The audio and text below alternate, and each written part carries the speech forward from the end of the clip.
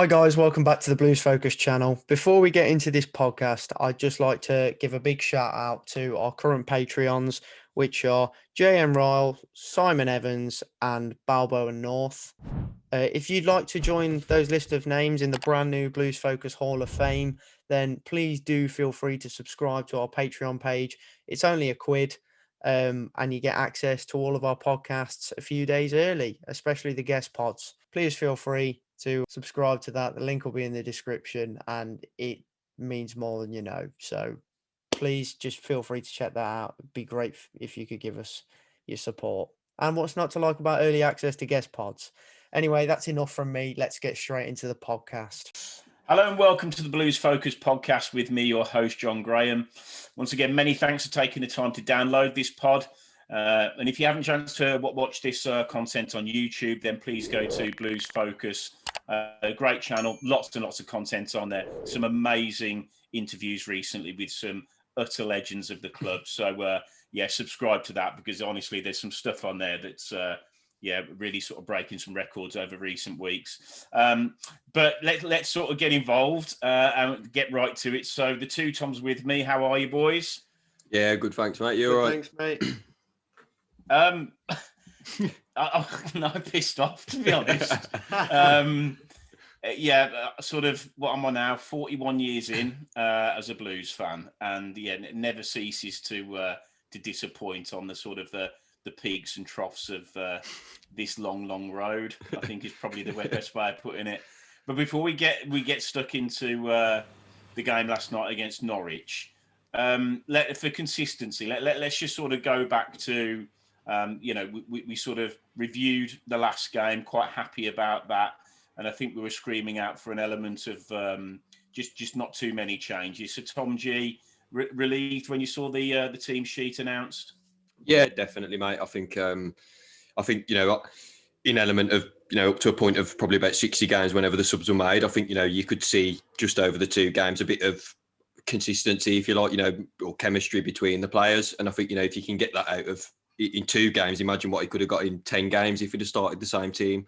I was pretty happy on that front, really. I don't think I probably wouldn't have changed anything myself, really. I thought, like we discussed before, I thought maybe Sunjic would have made way, but I think, to be honest, with his performance yesterday, I was glad that he wasn't rested for that game, or dropped, sorry, even. Yeah, no, I hear you. I think consistency in don't sort of pick a winning team. I think it's pretty basic. But Tom, what do you think?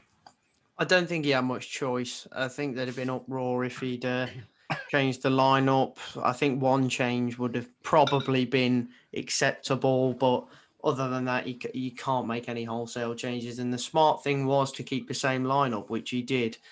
It's just a shame that the smartness didn't stay during the match. Well, we'll come on to that. Get on to that. But overall, I was happy with the lineup. Yeah.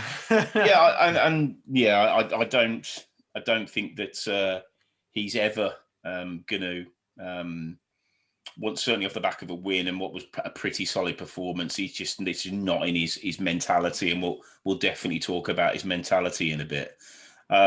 So I think playing Norwich, tough side. Off the back of a win, take the momentum into the next game. So let's sort of start, and I'll start with you, Tom. Just initial sort of thoughts into that first half. How do you think we played? I was really, really impressed. I thought, the start of the game, it really reminded me of the Bournemouth game a bit, actually, where the way we started, we looked to get at them and go for it, which is what I hoped we would do. Rather than sitting back like we did at Carrow Road. So it was refreshing to see, and I thought we gave it a decent go to begin with. Norwich really struggled to settle. Yeah. But unfortunately we just didn't maintain that standard. And we did a classic us, and we let them slip in behind, and it's an easy finish for Pookie. I do think Etheridge could have done a little bit better. But overall, the defence was still at fault. But the response was fantastic. I was on the Brummie Joe live stream at the time, and I said their heads will drop. As soon as we go 1-0 down, the heads will drop, because that's what I've come to expect from Blues at the moment. But for the heads not to drop completely was great. And, in the end, drive and determination from Sanchez got us the equaliser. Delighted. And then, we picked ourselves up a bit, looked decent towards the end of the half. And I'd overall say it was a good first half. It was different. Yeah. Yeah. Tom G, what do you think? So looking at the state of the pitch from the start, it was absolutely terrible. And I thought, Norwich were never going to be able to play out, easy on that pitch. I don't think Man City would have lasted on that pitch, to be honest. But I think we looked really bright, as Tom said. I thought it was very similar to the Bournemouth game. We looked actually like we could string a few passes together. We was getting out into their half a lot more.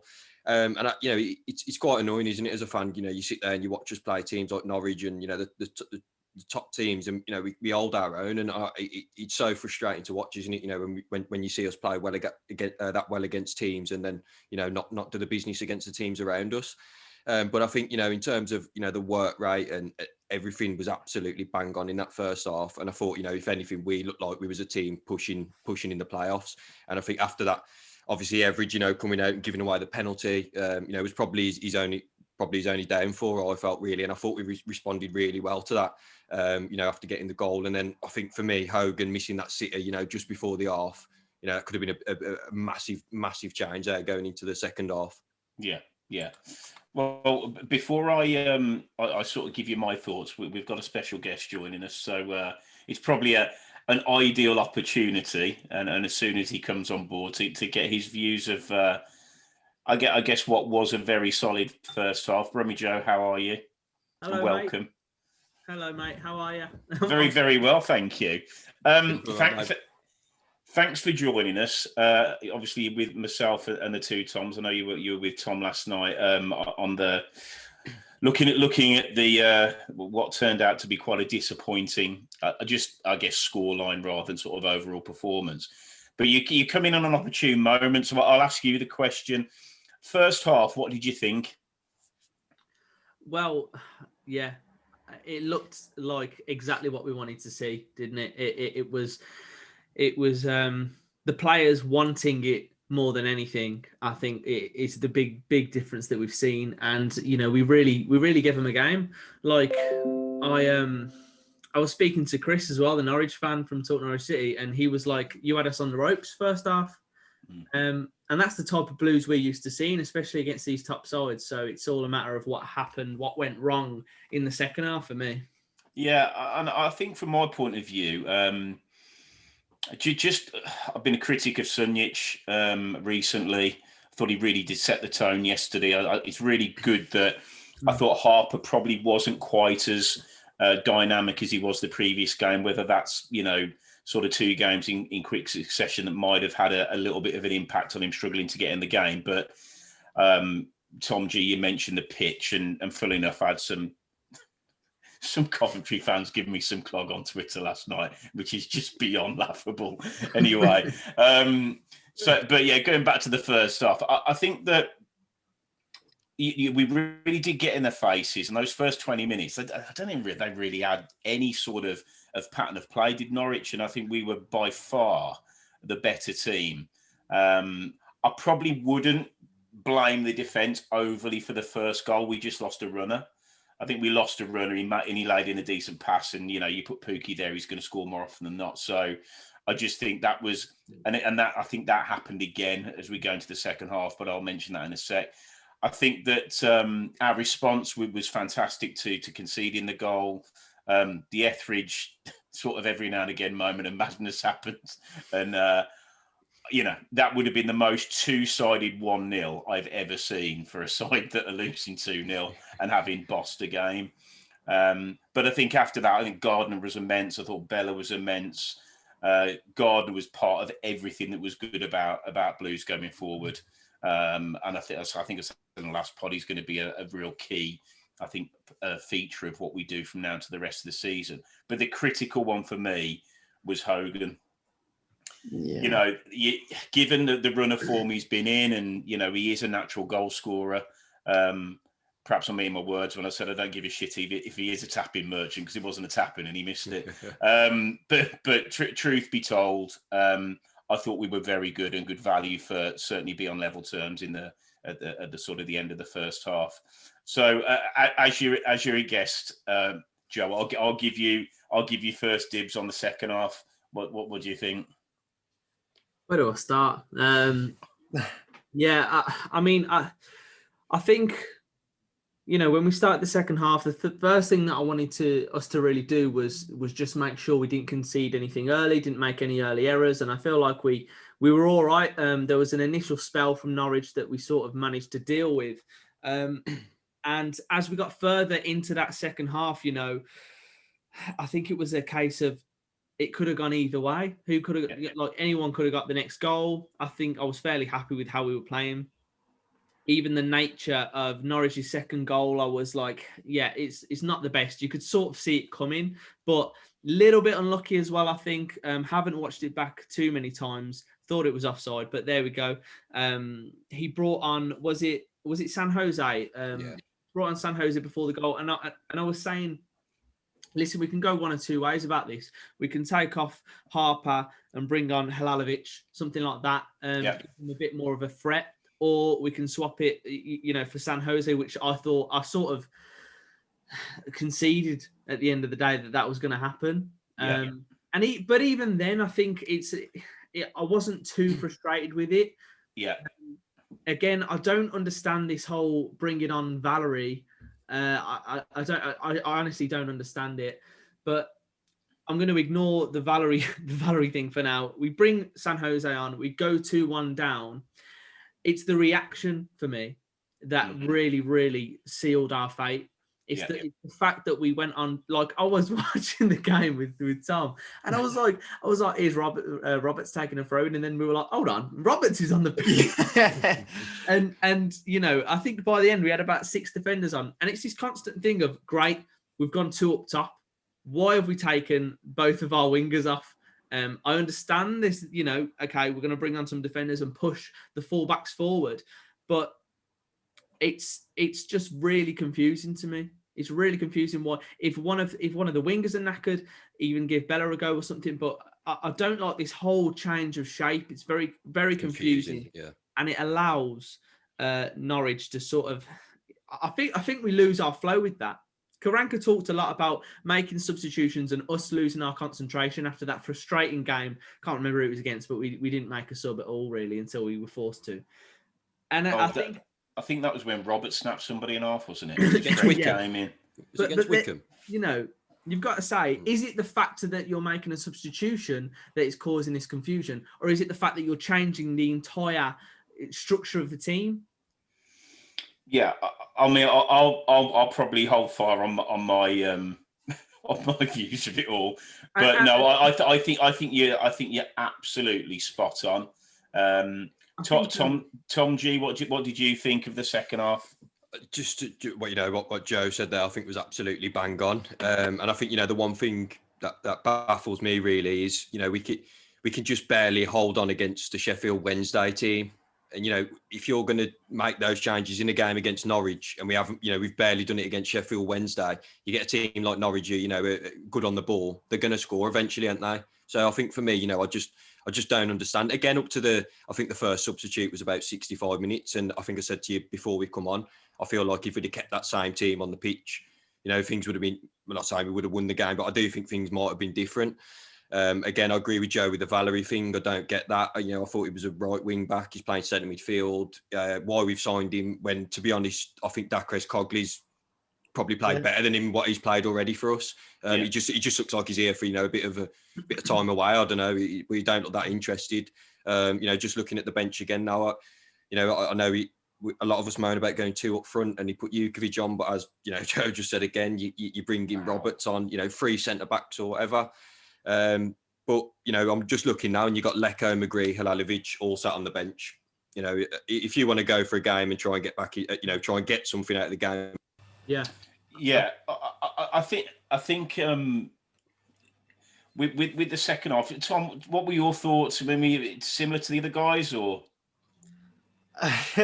Well, me and Joe pretty much shared the same thoughts throughout the game, really. So it was, I don't know, it was frustrating because even the start of the second half, we didn't look too bad. Norwich came out with a point to prove, but then we got back in control again and thought, okay, coming up to the hour mark, quite pleased. Then Mikel San Jose happened. Um, and, from the very first substitute, it all just collapsed from there onwards, really. And, the rest of the substitutes, when we've gone behind, he's brought on defenders. Like we're not going to go on and get an equaliser if we're bringing on defenders. And like you say about Valeria, I'm not. He's a good player. He's a good player. He's just not quite fitting into this team because it's the system's all over the place at times.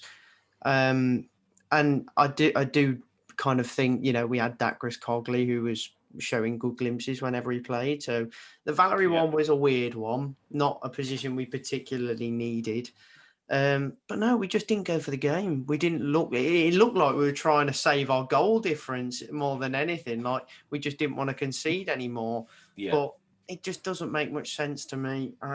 We really could have gone for that game if we brought on the likes of Halilovic or McGree. But taking off the wingers and then bringing on Duke every single week, I'm sat here saying that's probably the most brain dead thing I've ever seen in my life. Like, and let's be honest, he was the only one that looked like really, creating anything all night as he always does, Bella. So yeah, I know he looks tired at times, but for me, I'd tell him, mate, you're staying on that pitch, and Well, yeah. absolutely. I mean, from my point of view, second half, I mean, we didn't touch the ball for the first 7 minutes, which was a worry, because we started the first half so brightly and ended it bang on top. So, I don't know what he said, whether it was sort of a enthusiasm vacuum that he managed to deploy in the dressing room, but that they seemed half asleep when they came out. But I think, as Joe said, they did turn it around after that, and there was absolutely nothing in it. There was nothing in it, and I would say Harper, glimpses of what he did the previous weekend. I'm in full agreement with you, Tom G.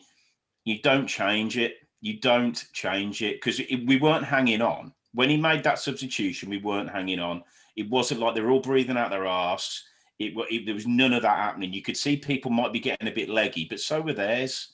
Let's try and keep what we've got. And if they make changes, which they did, well, probably more towards the end, more realistically time wasting. But before then, we were banging that game, and you've got this, and for me, this is where this encapsulates Karanka.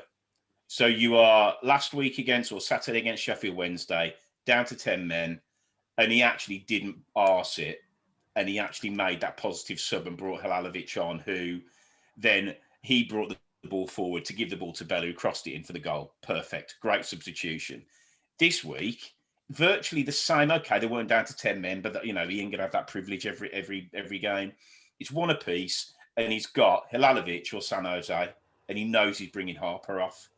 Now, for me, there's only one way that's ever going to go with him, and this is the problem.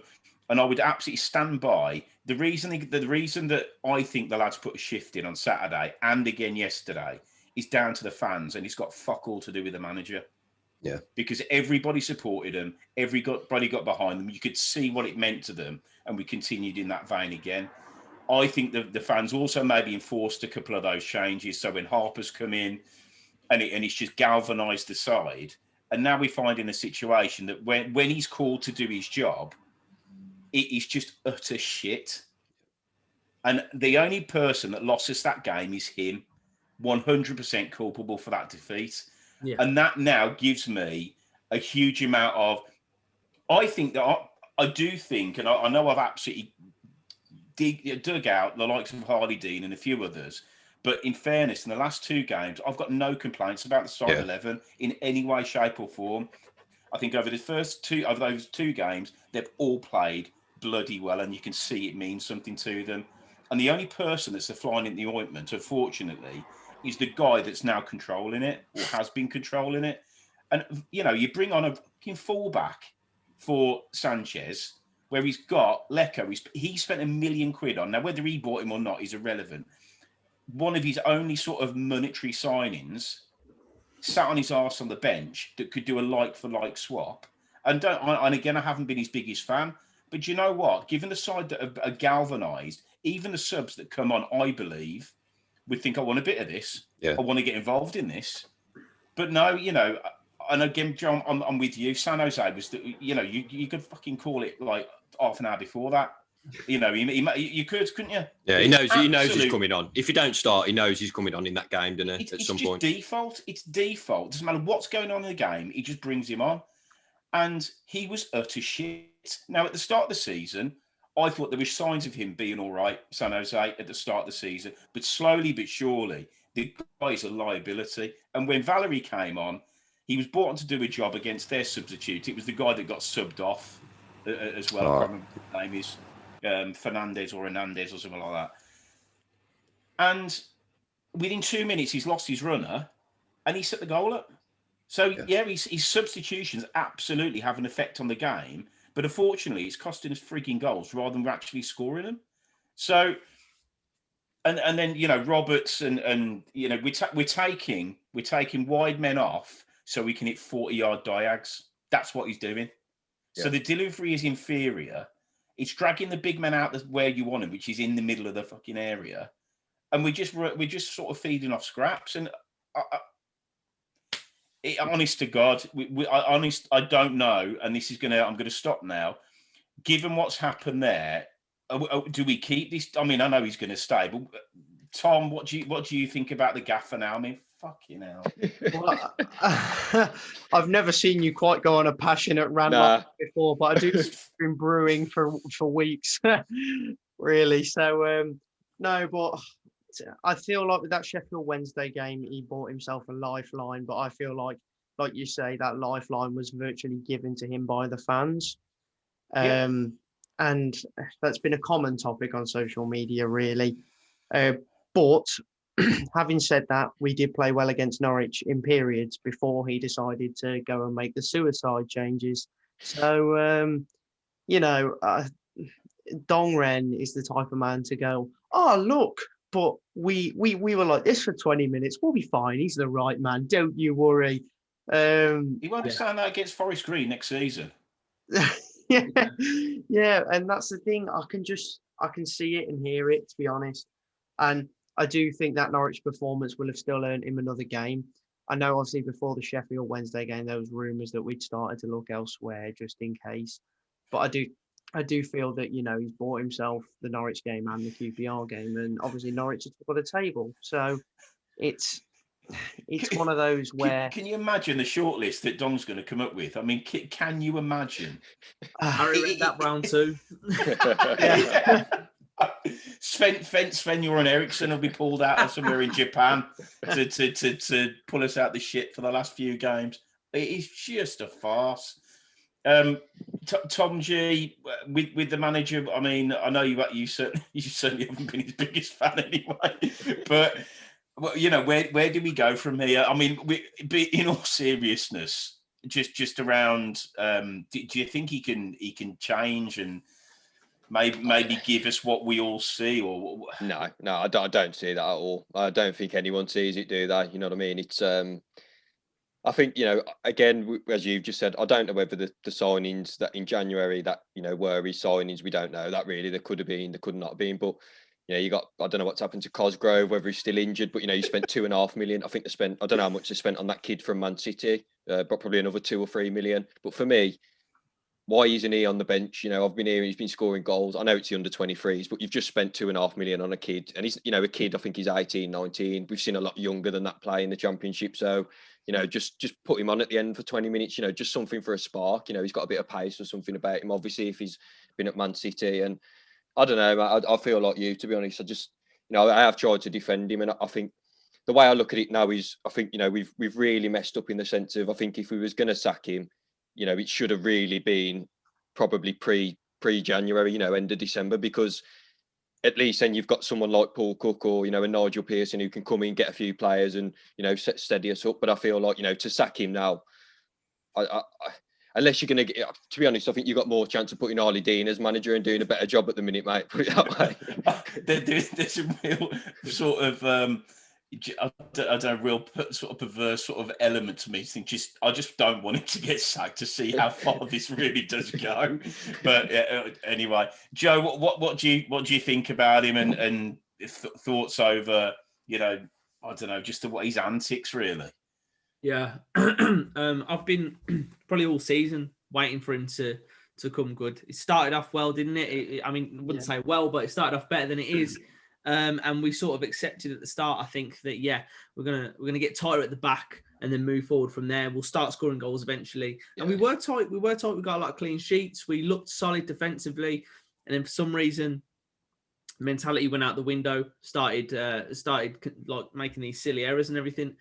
I think it was the recent games at the end of January, and like you're looking at the Wickhams, the Lutons, these type of games, which were really must wins, and my hope went out the window. It was that game where we didn't make a sub that lost it for me. And now I'm looking back at that thinking, go back to not making subs, please.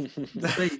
But like you talk about the last two games as well, right? And the way, and like you say, it's come from the players. I totally agree. After the Sheffield Wednesday game, I wanted it to be this big victory for the players and for Karanka. But there was a little part of me that was thinking, still made some weird changes. And I feel like we sort of got away with that. 100%. Wednesday itself. So I'm like going into this game and the same happens again. And I've got no faith in him whatsoever. I want him to turn it around, but I don't think he's gonna. No, and I do think that's a really good point. And yeah, against 10 men, he's made all these subs. He's got apparently his tactics sorted. And Etheridge has pulled out one of the best saves he'll produce this season with a minute to go against Sheffield Wednesday, and that goes in. And I think that potentially gets him the sack, to be honest, because in the context of the game and given where we're at, that would have been just an utter disaster given the shift that everybody put in. And yeah, I like I said, I don't think he has the capability to change. He's been, this is his style, and I think that's probably a decent sort of route into. We've got a couple. I know they're all massive games, but what I would class as two winnable games coming up. Certainly, if we can, we continue in the vein of form for the major. I would say for 70 minutes in the Sheffield Wednesday game and 60 minutes in the Norwich game. So, Joe, what would you like to see by means of selection and I suppose formation for the coming games? Well, the thing is, I feel like it's been his in-game management that has been the real problem all season, really. I think we set up really well last game. We looked solid. It's just those decisions, those key decisions. So it's not even for me how we start up. I play the same team.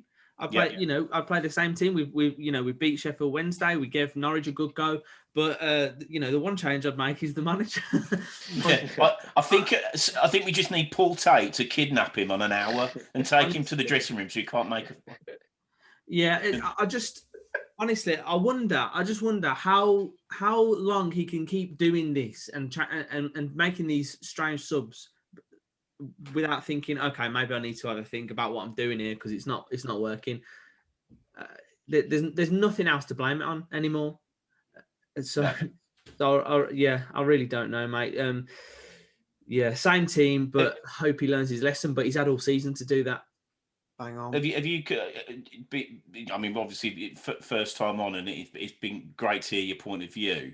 Or anybody that isn't getting a run that maybe not, as you said, necessarily just to be thrown in straight away, but anybody in particular that you've liked the look of, or you'd like to see come into the side that maybe hasn't been, certainly hasn't gone past the San Jose Roberts Venn diagram that sort of exists. To be fair, at the minute, when you're looking at the back four, I love it. Solid. I think Harley Dean and Clark Salter is like an absolutely solid partnership. I think, I did want to see more of Harper. We are seeing more of him. Halilovic is the obvious one, I think. I know he's got his injury concerns and stuff, but even off the bench, in those moments like against Norwich, I want to see him being given a bit of time.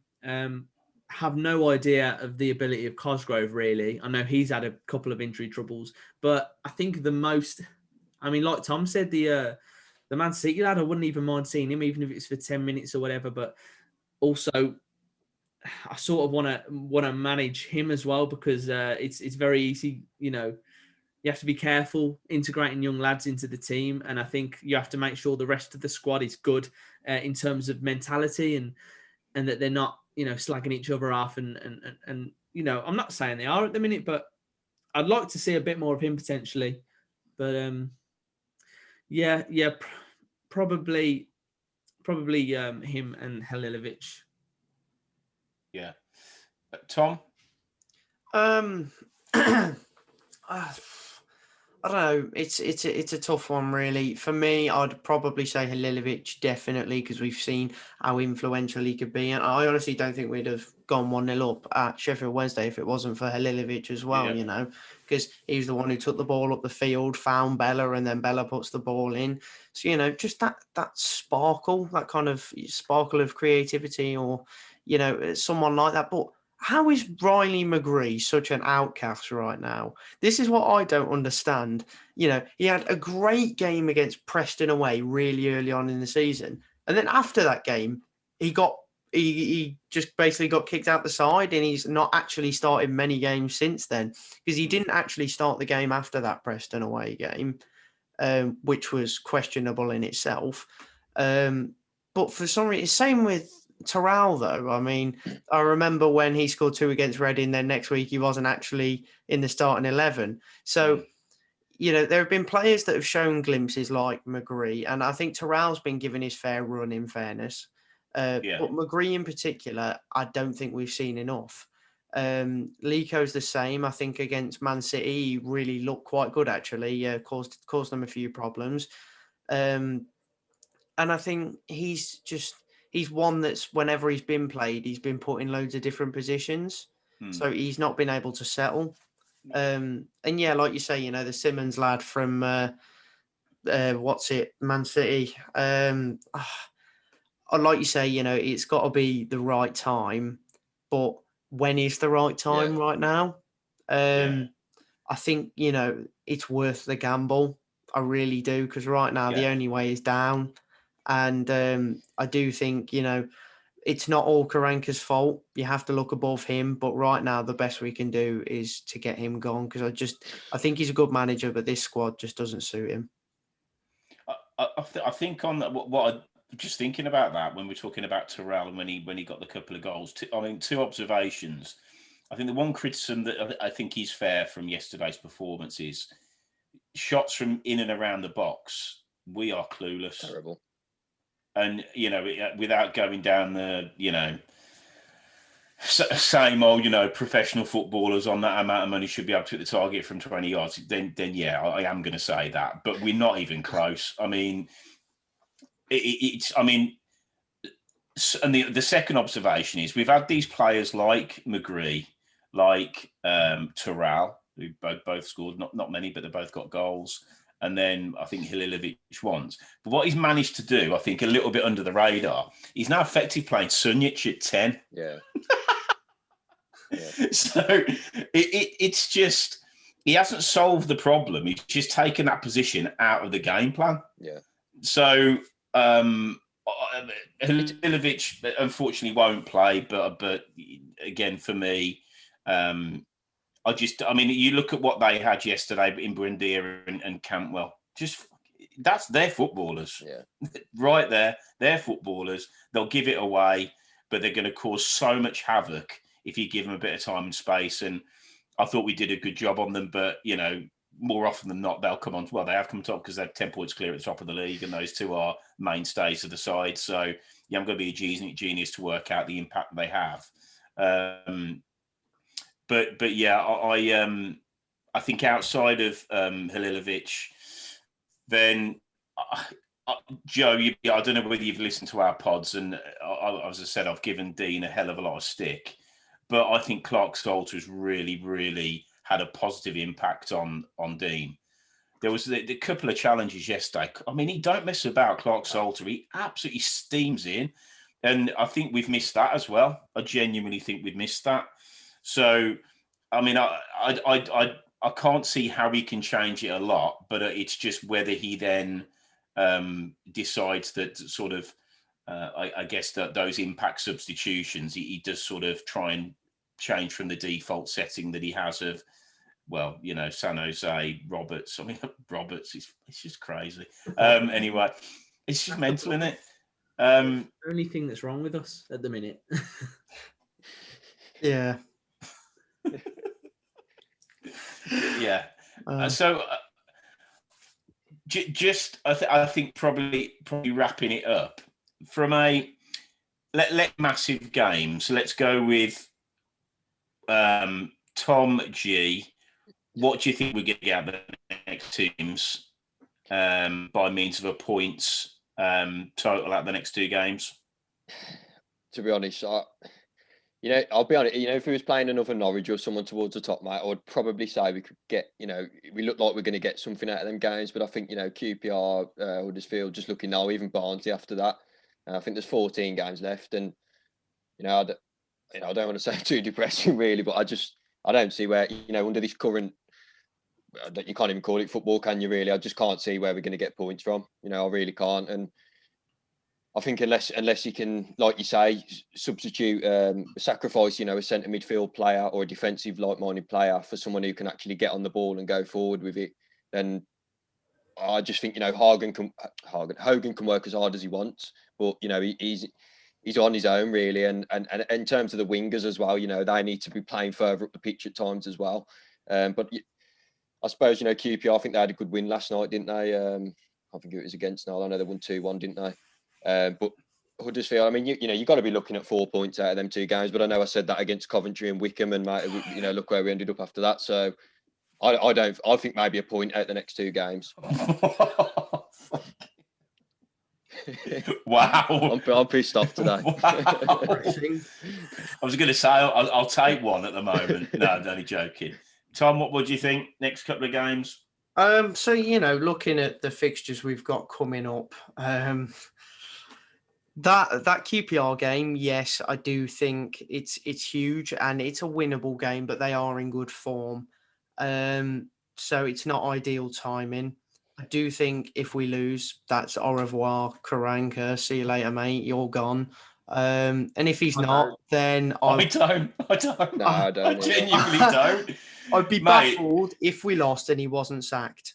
End of story. I don't care if we lose, but we gave the good fight. This isn't the time for the good fight anymore. You've got to go and win that game. And if we don't win that game, then Karanka is the man who has to answer for it. And I do think that if we lose that game, he's got to go. And if he doesn't, I'd be baffled, because the game after that is so important.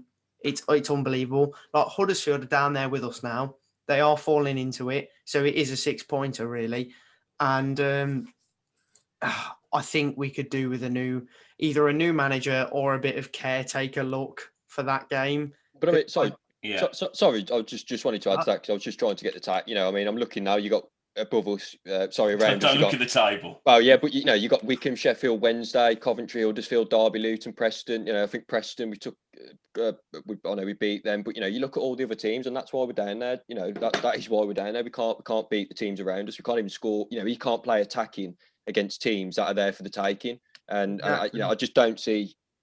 I don't see him doing that at all. I really don't. Sorry, Tom, go on, carry on. But yeah, no, like that Huddersfield game for me is a big 6-pointer. So I don't think we get anything out of it if Karanka's in charge. But if we've got, you've seen at Sheffield Wednesday what a caretaker buzz can do to a team. They went on a really good run of form when Neil Thompson took charge. But if we've got the time and somebody lined up like a Paul Cook, or as bad as it sounds, I'd take Tony Pulis at this point. But just somebody who's going to set up that side and go out there to battle, because I think Pulis and Cook can do that, particularly Cook. He's the ideal candidate. And if we don't bring him in, I'll be gutted. I think we need to end the story. But I don't think anyone wants to come to us there. I don't. Absolutely right. I think Tom, it was on a podcast. I don't think I was on it, and I was listening to it walking the dog because I can't escape this just utter nonsense of my passion for the club.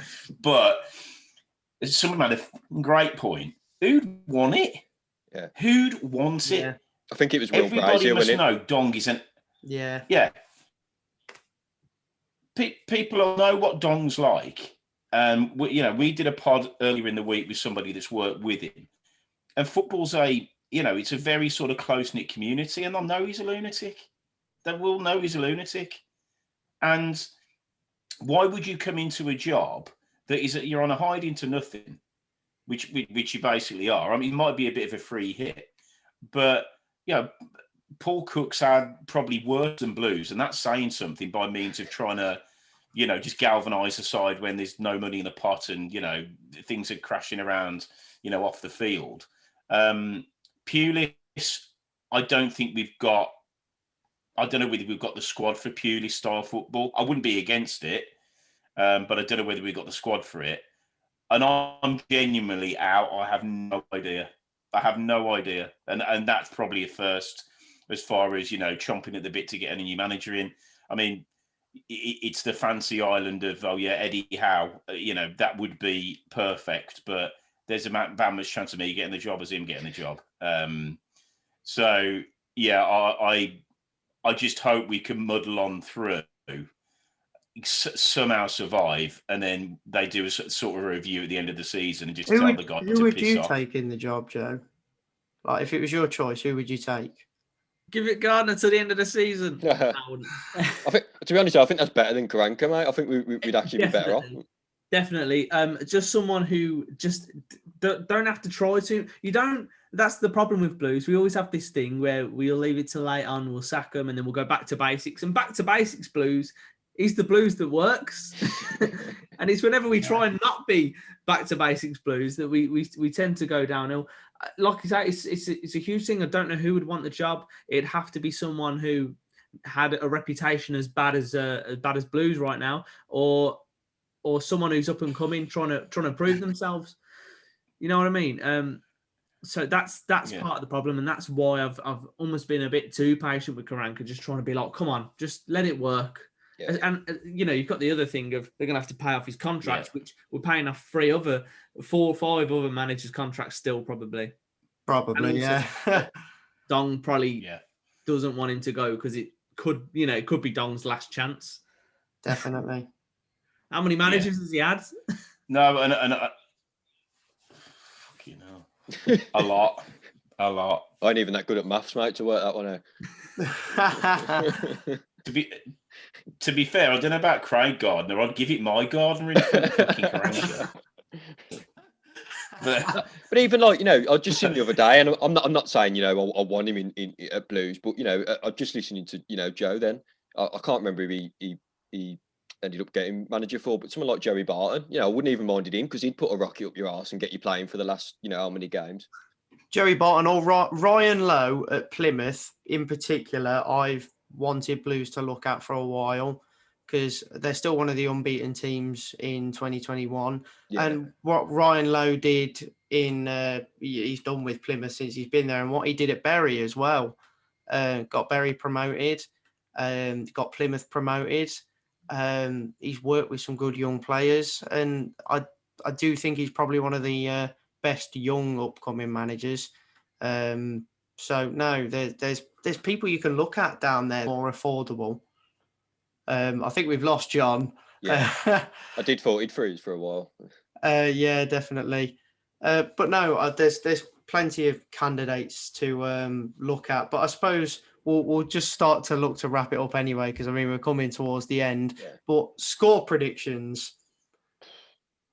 I'll start off with you, Tom. I was hoping you was going to say Joe first, mate. I've got to go walk the dog or something. I really can't see us scoring, mate. And I know, I'm the last person, with what I'm doing with the other podcasts at the minute to be negative, but I can't see us score. I can see us scoring a corner, maybe off a set piece or something. But as John said, sort of out chances are few and far in between, really. I'll go with 1-1.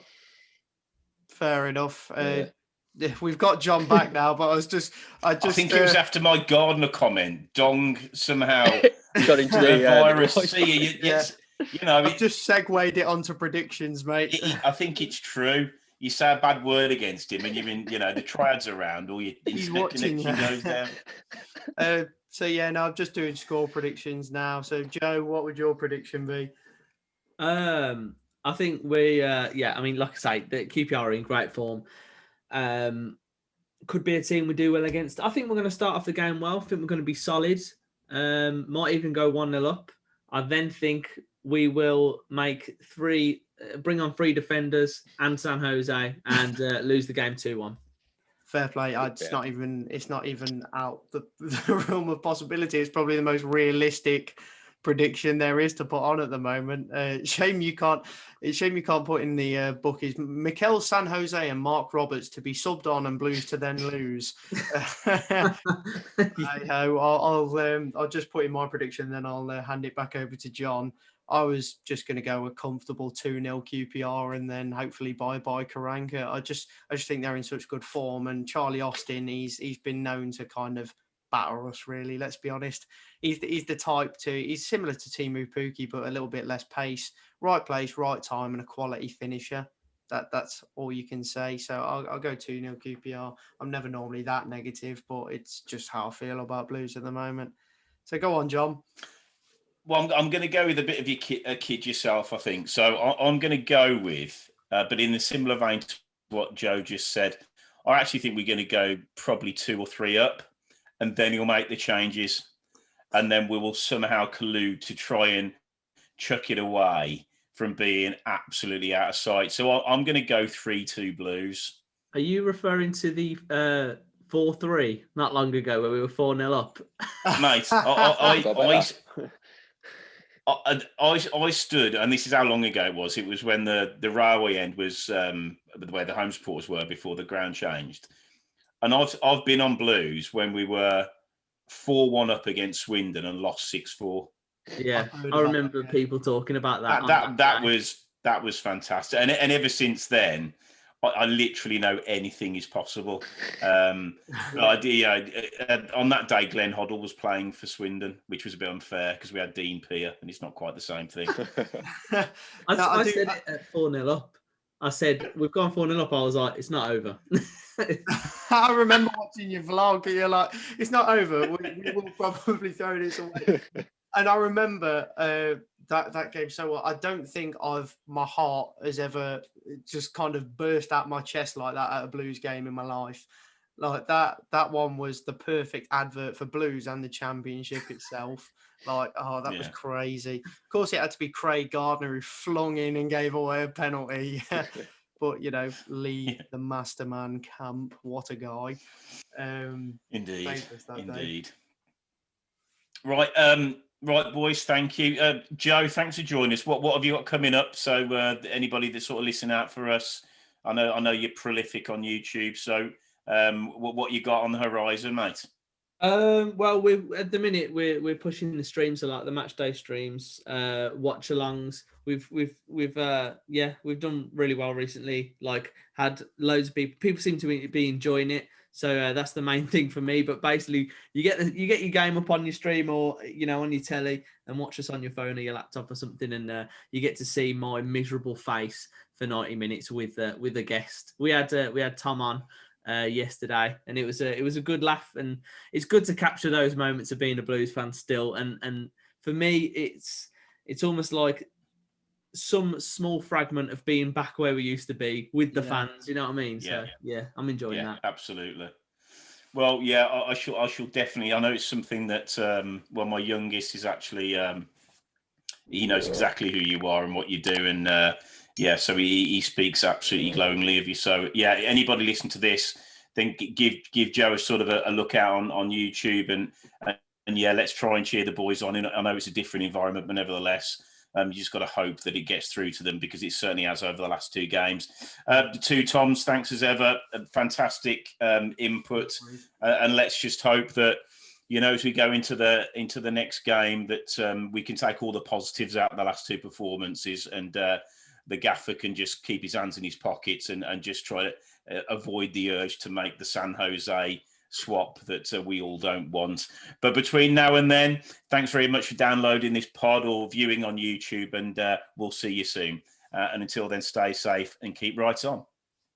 So, guys, before we wrap up yet another podcast on the Blues Focus channel, I'd just like to play some voicemails that we've received from some of our followers on their thoughts after the Norwich game. We've got a couple here. First one is from Alan Watton. I'll play this for you. Again, we make substitutions. Never mind who they are, the personnel, but we never get them into the game. Very true, Alan. Substitutions has probably been one of the big critiques of Aitor, especially of late. I think that Norwich game in particular, if he'd made more attacking substitutions, we might have been able to go for the game a bit more. But as soon as we went defensive, I mean, we were lucky against Sheffield Wednesday, Etheridge pulling off a world-class save. So no, I do feel that if we'd made more positive changes, we could have gone on to get a draw or a win. But who am I to know? But it's definitely a shared frustration among the fan base right now, the substitutions, particularly Mikel San Jose. But I feel like we've touched upon that enough in the podcast. So anyway, on to the next clip. This one's from Dave Osborne. Hi guys, Dave in Birmingham here. Another case of Karanka's bewildering substitutions. I don't really understand what Mikel San Jose brings to the team. You bring him on, you bring on Djukovic. By that point, both your wingers have gone off, so you've got no one to create for them out wide and put crosses in. I'm just dumbfounded. Pleased we competed, but ultimately we've lost. Disappointed. Exactly, and I think we all agree with you, Dave, to be honest, mate. And like again, on the substitutions, it's really a shared frustration right now among Blues fans, and particularly the one change that everybody's saying doesn't make sense is taking off the wingers, then bringing on Juki, because it just limits his game completely. Everyone in this league knows what Lukas Djukovic is about, and it's no secret, it's no mystery, but he's good at it, and it's hard to stop. People can know what he's going to do, but it's not easy to stop him. Otherwise, he wouldn't have been so successful over the last few seasons at doing so. So no, taking off our best crossers of the ball in Bella and Sanchez constantly and then bringing on Juki doesn't make sense. And I think we all share that view right now. And, touching on Mikel San Jose, again, it's not working out for him. I just don't think he suits the Championship. Much faster pace than La Liga for me. Definitely get more time on the ball in La Liga. Much more physical in the Championship. So I just don't think he's suited to this league right now. He's a quality player, just not in this division, unfortunately. It's just one of them. But like you say, overall, it's good that we challenged and we gave them a go, but I do think we could have got more from that game. So like you, I am also disappointed, mate. But that'll wrap up the voicemails for the end of the podcast. So if you want to be a part of the next podcast and get your voicemails in, I'm happy to answer them. And just head over to our Blues Focus podcast website. You'll see a little voice icon in the bottom right corner of your screen. Just press that, then press record, and just send us your quick little voicemail, and we'll make sure it's on the next podcast, and we'll discuss it. Anyway, thanks for joining us again, guys. It's really appreciated, whether you've downloaded this pod or viewed it on YouTube or whatnot, whatever your preference may be. Please drop a like and a comment. Just let us know what you thought, and interact with us on socials as well. We love talking to fans. It's great. Anyway, see you in the next one. Keep right on.